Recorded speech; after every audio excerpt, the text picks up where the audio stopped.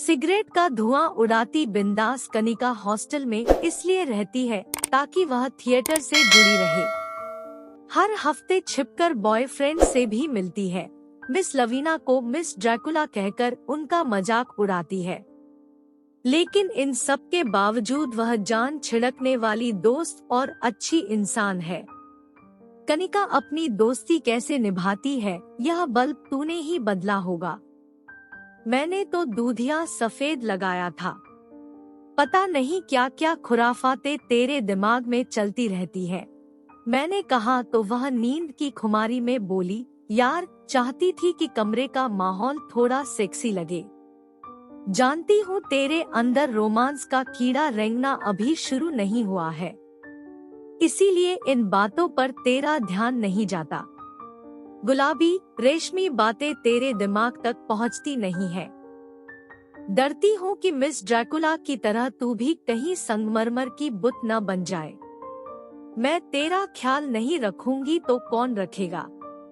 तेरी अलमारी में एक सेक्सी नाइटी भी रखी है, जाकर पहन ले और खुद को ही निहारने के मजे ले ले। मुझे सोने दे। गुड नाइट पूरा कहने से पहले ही वह सो चुकी थी। मुझे हंसी आ गई। प्यार भरी नजरों से मैंने उसे देखा। कमबख्त है, बड़ी क्यूट। मैंने लैंप घुमाकर उसकी ओर कर दिया ताकि ठीक से उसे देख सकूं। लालिमासी बिखर गई उसके चेहरे पर। बिल्कुल बच्चों सा मासूम चेहरा है कनिका का, और सोती भी तो कैसे अलम्स होकर है, टांगे फैलाकर। एक तकिया सिर के नीचे, एक बाहों के नीचे, उसे बेफिक्र नींद लेते देख मैंने लैंप बंद कर दिया और तकिए पर सिर टिका दिया। थकान आंखों में उतर आई थी। सुबह माँ से बात हुई थी। उफ, न जाने कब खत्म होंगी परेशानियां। माँ की उसे हमेशा फिक्र रहती है। फिर न जाने कब आंख लग गई, पता ही नहीं चला। सुबह क्लास की ओर जा रही थी तो कॉरिडोर में मिस लवीना मिल गई। Good morning madam. Good morning my child. रात को देर तक पढ़ाई किया? एग्जाम की तैयारी? Good, I know you will excel like always. उन्होंने स्नेह से मेरे सिर पर हाथ फेरा। हल्के पीले रंग के लंबे गाउन में वह बहुत सुंदर लग रही थी। उनके गोरे रंग पर पीला रंग फब भी खूब रहा है, मैंने सोचा, और तभी मेरे मन में ख्याल आया सनफ्लावर। धूप की किरणें उनके चेहरे पर पड़ी तो गोरे गालों पर सुनहरी आभा छिटक गई। उफ, सच ही कहती है कनिका की किसी शाहजहां का हसीन ख्वाब है। मैं उन्हें टकटकी लगाए देखने लगी। मेरे ख्यालों की डोर और लंबी खिंचती की उनका स्वर गूंजा। Okay, go to your class, वरना लेट हो जाएगा। वह आगे बढ़ गई अपने ऑफिस की तरफ। कॉरिडोर पार करते हुए मैं सोच रही थी, कितनी स्नेहिल है मिस लवीना नायर, लेकिन कठोरता का मुलम्मा चढ़ाए रहती है। वैसे ठीक भी है। अगर वह सख्ती न बरते, अनुशासन न रखे और नियमों का पालन करने के लिए हिदायतें न दे, तो हॉस्टल की लड़कियों को संभालना आसान नहीं है। एक से एक शातिर दिमाग की शैतान लड़कियां हैं।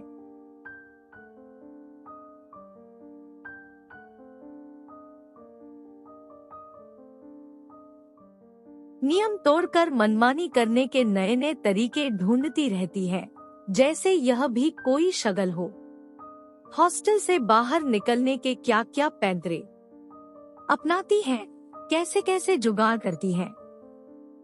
मिस लवीना अगर उन पर पैनी नजर न रखे तो हॉस्टल में रात को पार्टियां होने लगे और लड़के भी आने लगे। वह अपना काम कर रही है और वार्डन की भूमिका बखूबी निभा रही है। अपने पद की गरिमा रखती है, फिर उनकी पीठ पीछे चाहे कोई कुछ भी कहे। वैसे जानती ही होंगी कि लड़कियां उनके बारे में क्या कहती है। खड़ूस, निष्ठुर, पुरुष के बिना जवानी खराब करने वाली मिस ड्रैकुला। नाम तो है लवीना, पर लव लाइन तो है ही नहीं उनके हाथों में। मैं अपने ख्यालों में डूबी कब अपनी क्लास को पीछे छोड़ आगे निकल गई, पता ही नहीं चला। कहाँ जा रही है सुरभि? लेक्चर अटेंड नहीं करना है, पीछे से किसी ने आवाज दी। तेरी महादेवी वर्मा रूठ जाएंगी, एक खिलखिलाहट गूंजी। मैंने पलटकर देखा, पता था निशा ही है, इंग्लिश लिटरेचर की सेकंड ईयर की स्टूडेंट। वही मुझे ऐसे छेड़ती है। वह भी मेरे, कनिका और दर्शना के गैंग का हिस्सा है। कॉलेज में हम चारों की चौकड़ी प्रसिद्ध थी और दूसरी लड़कियां जो कनिका की दादागिरी देख चुकी थी, हमें साथ देखकर कहती, रास्ता दे दो भई, गैंग आ रहा है, इनसे पंगा कौन ले, लेक्चर अटेंड करना है। बस कनिका को ढूंढ रही हूँ, पता नहीं नाश्ते के बाद से कहाँ गायब है। मैस में साथ नाश्ता किया था, उसके बाद से नदारद है। मैंने बहाना बनाया, अगर मैं उसे कहती कि मिस लवीना के बारे में सोचते हुए आगे निकल गई थी तो मेरा मजाक उड़ाने लगती। वैसे मुझे पता था कि आज कनिका का लेक्चर अटेंड करने का मूड नहीं है और वह कमरे में ही है। दरअसल उसके बॉयफ्रेंड का फोन आने वाला था। उसको ढूंढना मतलब घास के ढेर से सुई ढूंढना है। तू परेशान मत हो, निशा एकदम मेरे पास आकर खड़ी हो गई। सांवली, छरहरी, छोटे कद की निशा त्रिवेदी इंदौर से थी, लेकिन उसकी जिद थी कि वह पढ़ेगी तो केवल दिल्ली में। इंग्लिश तो फर्राटेदार बोलती ही थी, अंग्रेजी साहित्य का गहन अध्ययन भी किया था। थोड़ी जटिल किस्म की थी, एकदम से किसी से दिल की बातें शेयर करने से कतराती। बेहतरीन कविताएं लिखती और प्यार को जीवन की सबसे बड़ी सच्चाई मानती थी। उसका कहना है कि जब तक उसे नहीं लगेगा कि कोई उससे सच्चा प्यार करता है, वह किसी लड़के से दोस्ती नहीं करेगी। कॉलेज फेस्ट में जब उसने अपनी कविताएं पढ़ी थी, तभी कनिका और मेरा उससे परिचय हुआ। इवेंट क्यूरेट मैंने किया था और मंच सज्जा से लेकर बाकी सारे इंतजाम कनिका ने। तभी हमारी दोस्ती हुई और कनिका की सहमति से हमने उसे अपने फ्रेंड जोन में शामिल कर लिया था। मिस लवीना उसे अच्छी लगती थी, इस पर कनिका कहती कि अच्छी तो लगेंगी ही, क्योंकि वह भी तो निशा की तरह जटिल है। निशा ने मुझे छेड़ने के लिए महादेवी वर्मा का नाम लिया था, क्योंकि कनिका अक्सर मुझे तू नीर भरी दुख की बदली कहकर छेड़ा करती। वजह थी मेरी भावुकता और छोटी छोटी बातों पर मेरी आंखों में आंसू आ जाना। वैसे भी वह तो मुझे बचपन से जानती थी और उसे मेरे परिवार की स्थिति के बारे, मेरी परिस्थितियों के बारे में पता था, जिन्होंने मुझे इतना संवेदनशील बना दिया है। निशा की जुबान पर जैसे महादेवी वर्मा का नाम चढ़ गया था। लेक्चर चाहे कोई हो, उसे लगता था मानो हम सारे दिन केवल महादेवी वर्मा को ही पढ़ते हैं। क्लास में मेरे साथ मिसेस सरोज गुप्ता ने भी प्रवेश किया। बिल्कुल सही समय पर पहुंच गई थी, वरना देर से आने पर उनकी 4 बातें सुननी पड़ती। और उनकी 4 बातें कोई मामूली झिड़कियां नहीं होती, वे तो भूतरी छुरी की तरह थी, जो काटती कम, चुभती ज्यादा।